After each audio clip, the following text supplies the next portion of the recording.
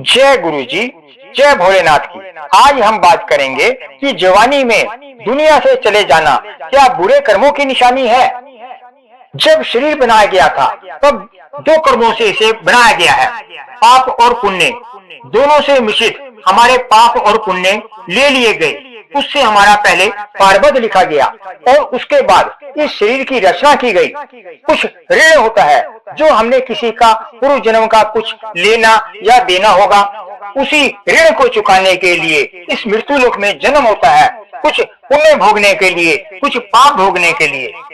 पुण्य रूप में भोग विलास की सुख की प्राप्ति होती है और पाप कर्म अपना प्रभाव दिखाएंगे तो रोग हो जाएगा या एक्सीडेंट हो जाएगा, हाथ या पैर टूट जाएगा। तो पारबद्ध में जितना सुख भोग लिखा है, दुख भोगना लिखा है, किसी का देना लेना लिखा है, वो सब जब तक बकाया रहेगा तब तक जीवन भर चलता रहता है। अब सवाल है कि जवानी में दुनिया से चले जाना क्या बुरे कर्मों की निशानी है। तो ये माना जाता है कि उस व्यक्ति के अच्छे कर्म हैं, क्योंकि उसके कर्म ही कम थे कि उसका जो पूर्व जन्म का लेना या देना था या दुख भोगना था, जो उसके जल्दी निपट गए तो वह जल्दी इस दुनिया से चला गया। अब परमात्मा ने जितने श्वास, जितनी घड़ियां उसके जीवन में लिखी थी, उस परमात्मा की रजा है। जीवात्मा का इस संसार में जो कुछ कर्म बकाया होता है, वह उसके भोग लेने के बाद वह परमात्मा उस जीवात्मा को अपने पास बुला लेता है। ये उसकी मर्जी है।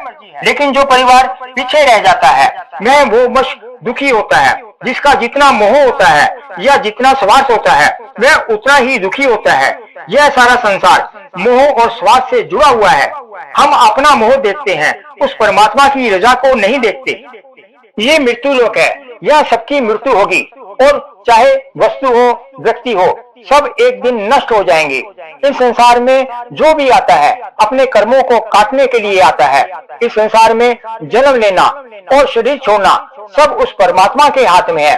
तो परमात्मा की खुशी में ही अपनी खुशी माननी चाहिए। दुखी होने से हम लेखे बदल नहीं सकते।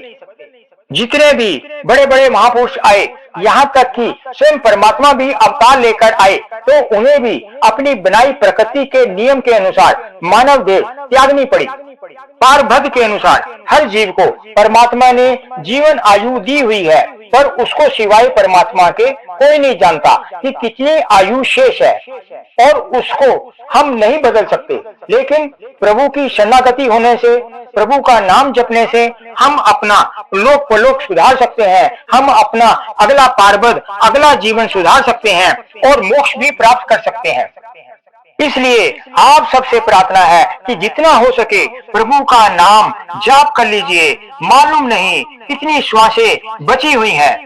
जानकारी पसंद आई हो तो चैनल को लाइक करें, शेयर करें और सब्सक्राइब करें और कमेंट बॉक्स में जय भोलेनाथ का जयकारा लगाइए। जय गुरु जी, जय भोलेनाथ।